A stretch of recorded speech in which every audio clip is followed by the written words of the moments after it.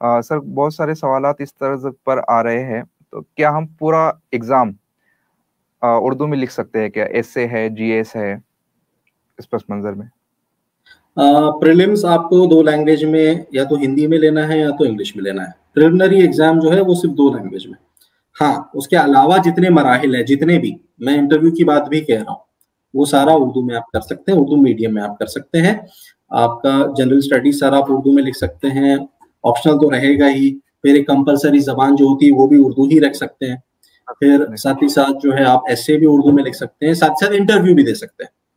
जी जी। बहुत से लोग जो है जो Urdu as a medium of interview या फिर लैंग्वेज ऑफ इंटरव्यू भी सेलेक्ट करते हैं, और वो माशाल्लाह सेलेक्ट भी होते हैं, तो दे सकते हैं।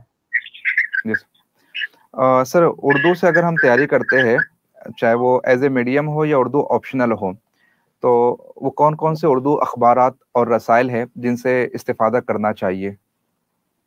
देखिए, मेरा अपना प्रिपरेशन के दौरान जो मैं नोट्स बना रहा था, जो माशाल्लाह किताबी शक्ल में बाद में पब्लिश हुई है, तो उसके लिए मैंने जितने ही मुझे रिसोर्सेस अवेलेबल हो सकते थे, मैंने उनसे फ़ायदा उठाने की कोशिश की है। सबसे पहले तो ऑनलाइन रिसोर्सेस, रेख्ता की जो वेबसाइट है, क्योंकि मेरा हमेशा एक अप्रोच ये रहा है कि आप सोर्स मटेरियल पे जाओ।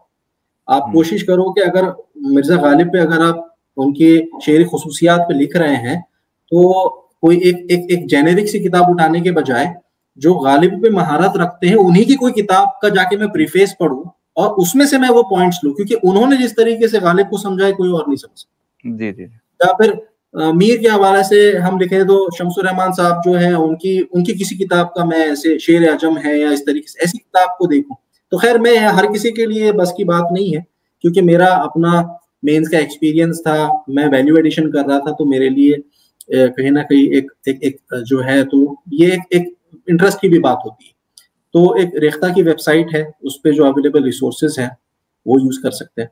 विकीपीडिया उर्दू, विकीपीडिया उर्दू, उसको आप इस्तेमाल कर सकते हैं। आप उर्दू में ही आपको टाइप करना पड़ेगा, वो उर्दू में ही रिजल्ट देता है। तो उससे आपको, मान लीजिए जो तहरीकात हैं उससे रिलेटेड कुछ अगर, या किसी शख्सियत के हवाले से पढ़ना हो, तो आपको उर्दू, या फिर गूगल पे उर्दू में सर्च कीजिए।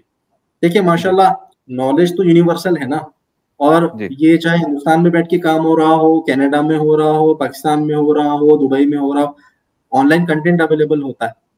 तो आपके लिए अगर आप उर्दू सर्च करते हैं, तो कहीं ना कहीं मान लीजिए रिसर्च पेपर आ जाएगा किसी का, और उसी सब्जेक्ट पे आपको कुछ देखने के लिए मिल जाएगा।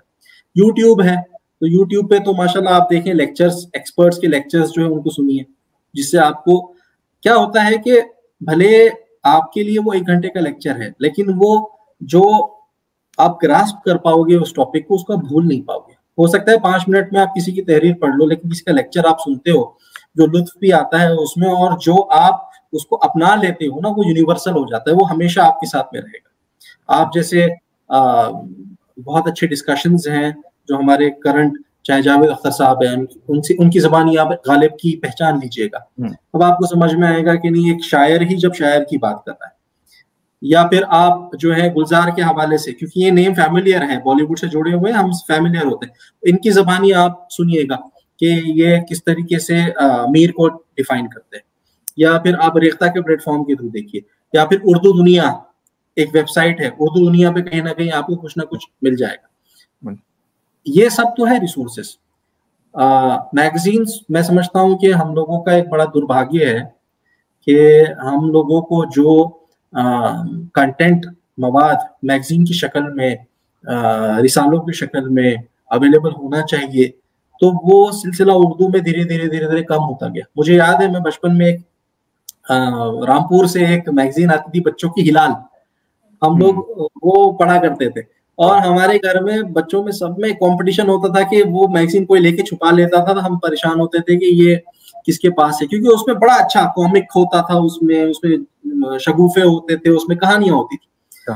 तो हमें मेमोरी है। लेकिन अगर आप आज की जनरेशन में पूछेंगे कि भाई आपको कोई मैगजीन पढ़ने का सिलसिला है, तो एक तो बेचारों को नई दुनिया पता होगा ज्यादा से ज्यादा, उर्दू दुनिया, उसके अलावा कोई नाम उनको पता नहीं होगा, रिसाला अवेलेबल नहीं होगा। तो अभी तो खैर माशाल्लाह ऑडियो विजुअल काफी रिसोर्सेस अवेलेबल हो रहे हैं।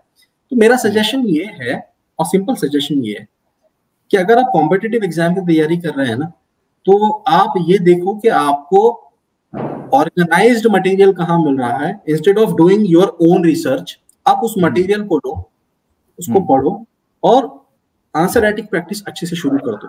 क्योंकि मुझे लगता है आप अगर ठीक है ऑनलाइन रिसोर्सेज देख लो, देखना चाहो देख सकते हो, माशाल्लाह रेख्ता देखिए, जो भी मैंने रिसोर्सेज बताया, लेकिन मुश्किल से 10 से 20 मार्क का फर्क आएगा आपका बहुत टाइम कंज्यूम होने के बाद। क्योंकि मेरे पास वक्त की अवेलेबिलिटी थी, मेरी तैयारी अच्छी हो चुकी थी और मेरा एक दिलचस्पी थी, तो मैं देख पा रहा था। वरना मैंने देखा है कि मैं तो कहता हूँ बहुत सारे स्टूडेंट है कि सर आप बताइए कि क्या किया जाए। मैंने कहा मेरी जो 2 किताबें हैं उनको आप अच्छे से पढ़ो, उनमें जो टॉपिक नहीं है उसको कहीं और से कवर करो।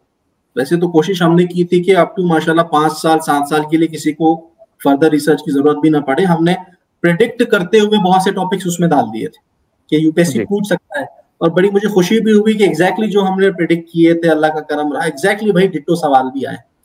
तो मैं कहता हूँ कि यार आप एक काम करो, आप उस मटेरियल को उठाओ, सिलेबस को अच्छे से समझो और उस मटेरियल से इस्तेफादा लेना शुरू करो। रट्टा मारो, रट्टा यानी कि सिंपल आपको इस तरीके से मेमोराइज करना है कि आपको अगर वही मैं 100 अल्फाज में लिखने के लिए कहूँ तो भी आप लिख पाओ, 150 अल्फाज में भी लिख पाओ, 200 अल्फाज में भी लिख पाओ, 250 अल्फाज में भी लिख पाओ। यानी इतनी आपने राइटिंग में आपकी एबिलिटी को लाना है। तो मवाद तो बहुत है, लेकिन वही मसला है कि फिर आप हो सकता है कि बहुत मेहनत करें लेकिन वो रिजल्ट ना आए। तो इससे बेटर है कि कोई सिंगल या डबल, 1 या 2 आपके कोई मेंटर हो, कोई सोर्सेज हो, कोई बुक्स हो, उनको आप स्टिक करके रहिए और फिर आप उसी में मेहनत करिए, घिसिए, इंशाल्लाह उसी से रिजल्ट आ जाएगा। इंशाल्लाह।